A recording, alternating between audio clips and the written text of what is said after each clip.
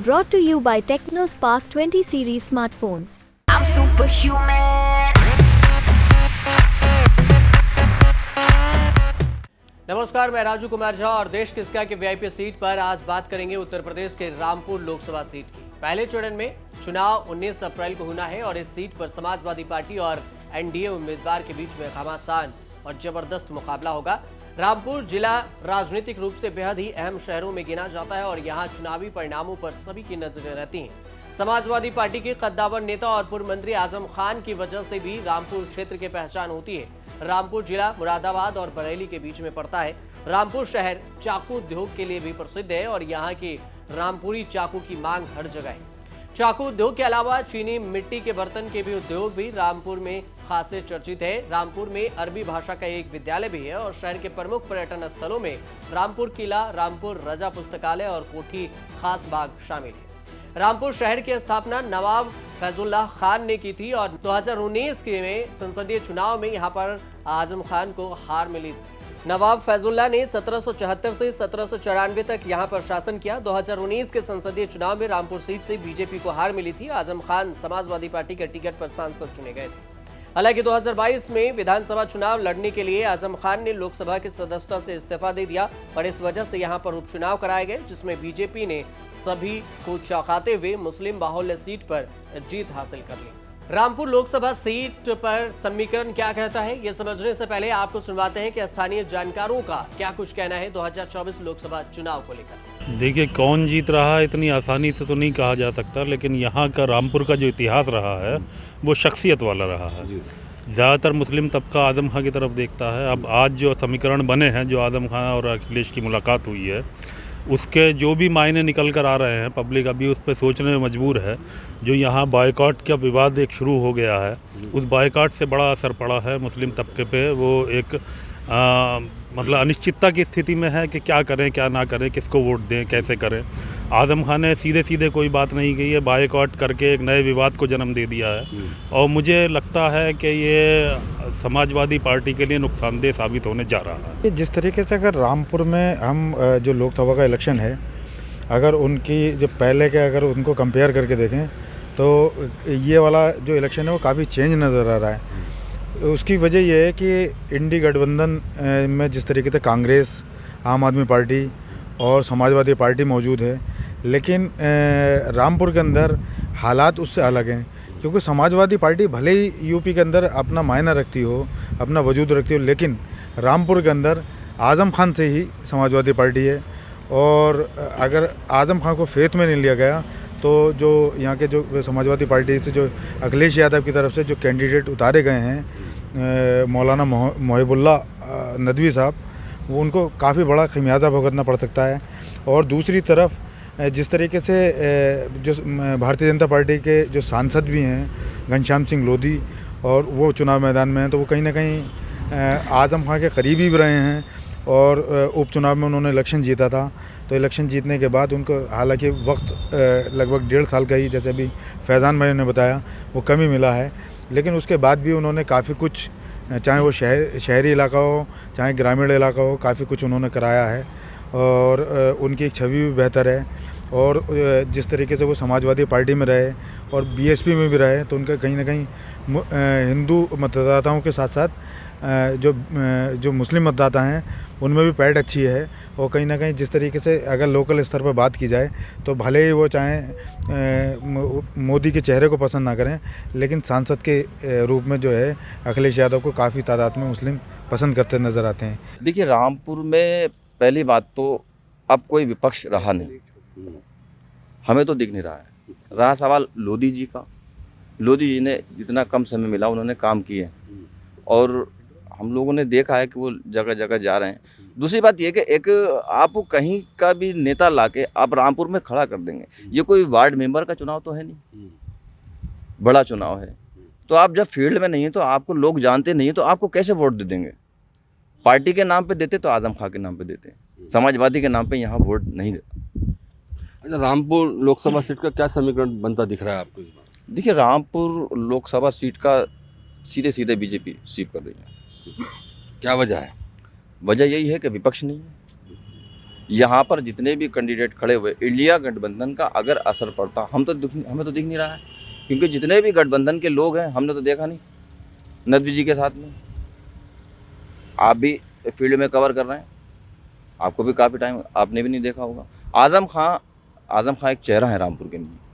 साफ तौर पे कहना है, जिस तरफ आज़म खान कहेंगे उसी को हम सपोर्ट करेंगे, उसी को हम वोट देंगे। अच्छा, कौन जीत रहा है चुनाव और क्यों?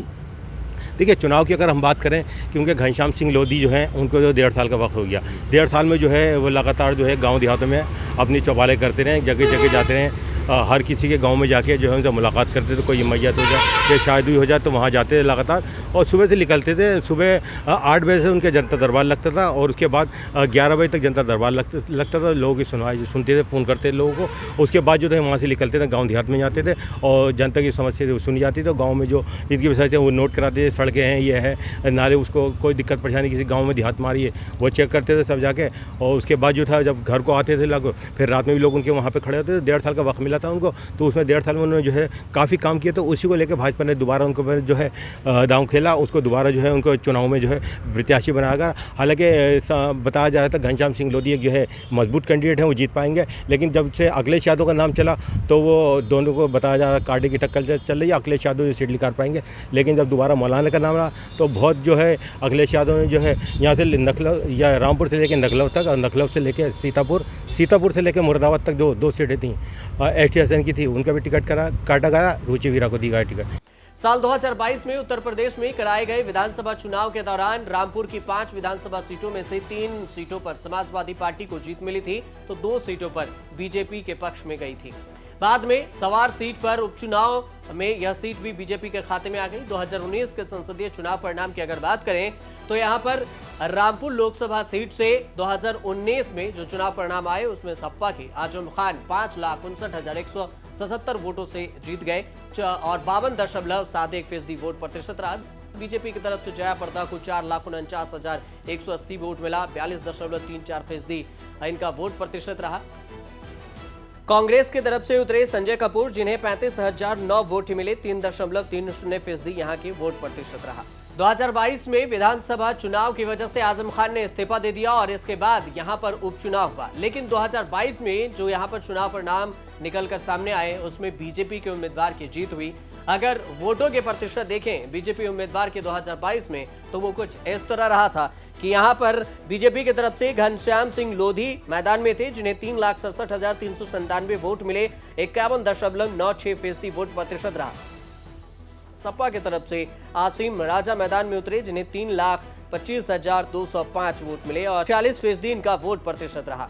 लेकिन 2014 लोकसभा चुनाव के अगर परिणाम को देखें तो मोदी लहर में यहाँ के जो चुनाव परिणाम थे वो कुछ खास काबिले तारीफ नहीं रही, क्योंकि यहाँ पर भी बीजेपी की तरफ से और सपा के प्रत्याशी की तरफ से कड़ा मुकाबला रहा। कुल 11 प्रत्याशी यहाँ पर मैदान में उतरे थे, जिसमें 2014 के लोकसभा परिणाम में जिनको अगर वोट में कहें कि उनको जीत मिली और कितना वोट प्रतिशत रहा तो समीकरण कुछ इस तरह से निकलकर सामने आया था। 2014 के लोकसभा चुनाव में डॉक्टर नेपाल सिंह बीजेपी की तरफ से मैदान में उतरे थे, 3,58,616 वोट इन्हें मिला था, 37.42% वोट प्रतिशत रहा था। सपा की तरफ से नसीर अहमद खान मैदान में थे, जिन्हें 3,35,181 वोट मिले थे, 34.98% वोट प्रतिशत रहा। कांग्रेस की तरफ से नवाब कासिम अली खान मैदान में थे, जिन्हें 1,56,466 वोट मिले, 16.33% वोट प्रतिशत रहा। बसपा की तरफ से अकबर हुसैन मैदान में उतरे, जिन्हें 81,006 वोट मिल सका और 8.45% वोट प्रतिशत रहा। रामपुर लोकसभा क्षेत्र में कुल 5 विधानसभा की सीटें आती हैं। इनमें से सुवार, चमौरा, बिलासपुर, रामपुर और मेलक शामिल है। साल 2022 में उत्तर प्रदेश में कराए गए विधानसभा चुनाव के दौरान रामपुर की 5 विधानसभा सीटों में से 3 सीटों पर समाजवादी पार्टी को जीत मिली, तो 2 सीटों पर भारतीय जनता पार्टी के पक्ष में जीत गई थी और बाद में सवार सीट पर उपचुनाव में यह सीट भी बीजेपी के खाते में चली गई थी।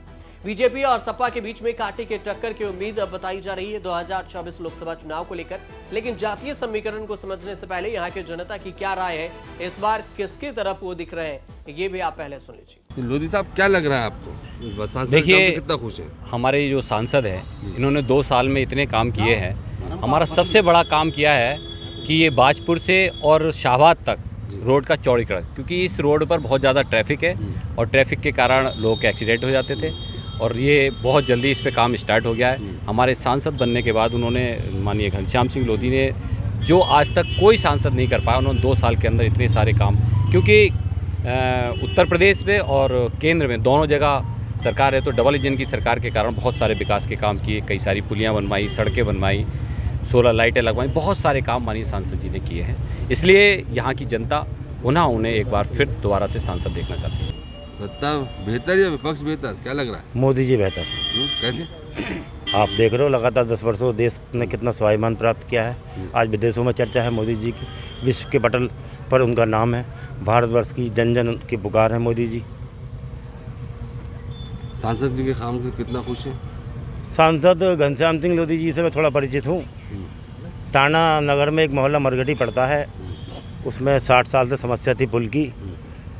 तो मैं अभी 3-4 दिन पहले मोहल्ला मरघटी में सब्जी लेने गया था, तो वहाँ देखा तो पुल बनना है। वहाँ के लोगों से पूछा पुल किसने बनवाया है, तो उन्होंने बताया सांसद घनश्याम सिंह लोधी ने पुल बनवाया है। बहुत समस्या थी, एक कार्य ये हुआ है।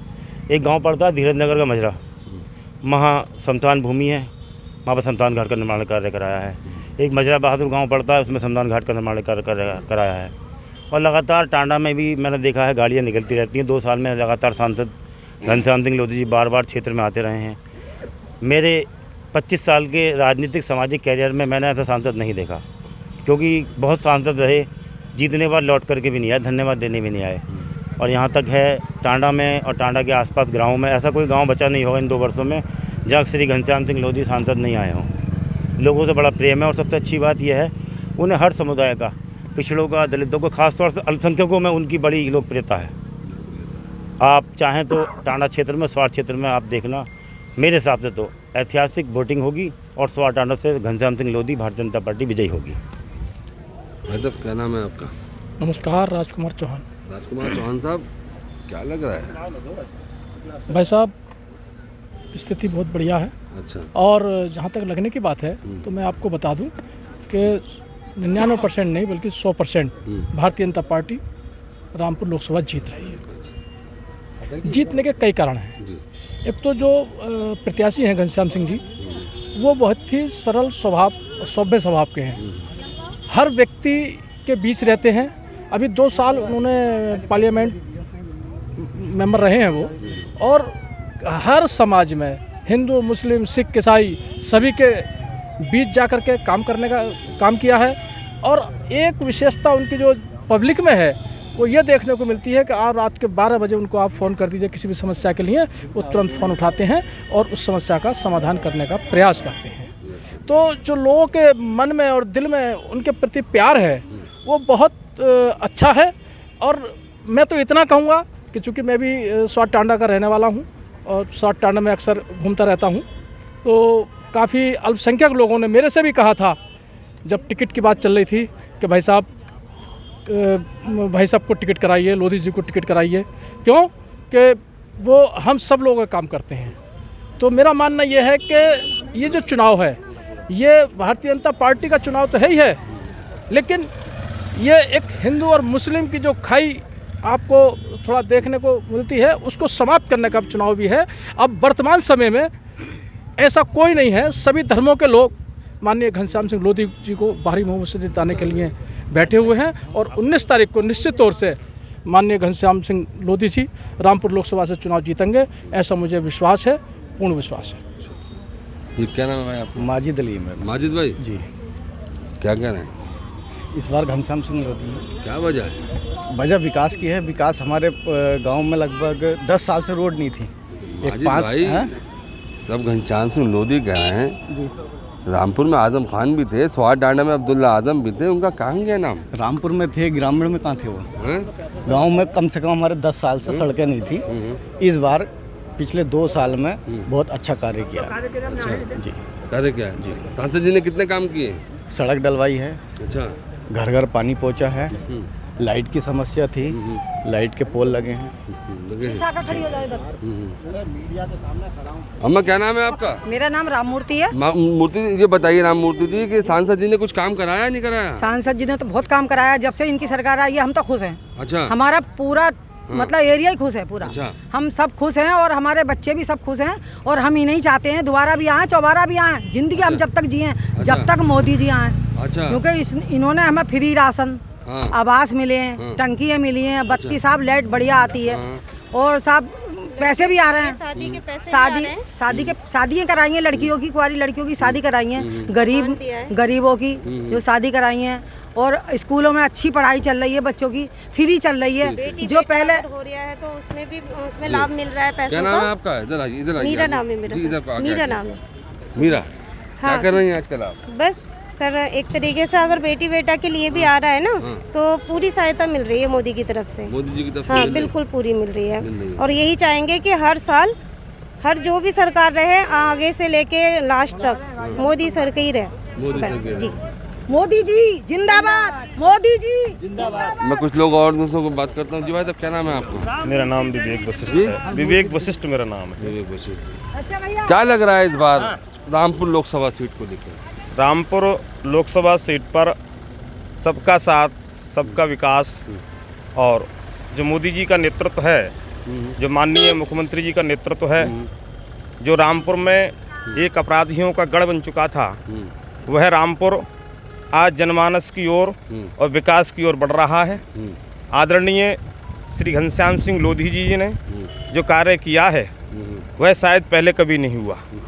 ग्रामीण क्षेत्र में केंद्र सरकार की और राज्य सरकार की जो नीतियां हैं, उन समस्त नीतियों के लिए आदरणीय घनश्याम जी ने गांव-गांव तक पहुंचाने का कार्य किया है और इस बार उत्तर प्रदेश में ही नहीं अपितु पूरे भारत में 400 से पार भारतीय जनता पार्टी सरकार बनाएगी और आदरणीय यशस्वी प्रधानमंत्री पुनः नरेंद्र मोदी जी बनेंगे। बोलेंगे कुछ? क्या नाम है आपका? से होता कुछ काम हुआ रामपुर में लोकसभा में? बहुत काम हुआ, आज तक नहीं हुआ। अच्छा, नहीं हुआ? जो काम नहीं हुआ वो माननीय घनश्याम लोधी जी ने 1.5 साल में करा दिया। अच्छा। और आगे भी बहुत बम्पर वोटों से जीत होगी।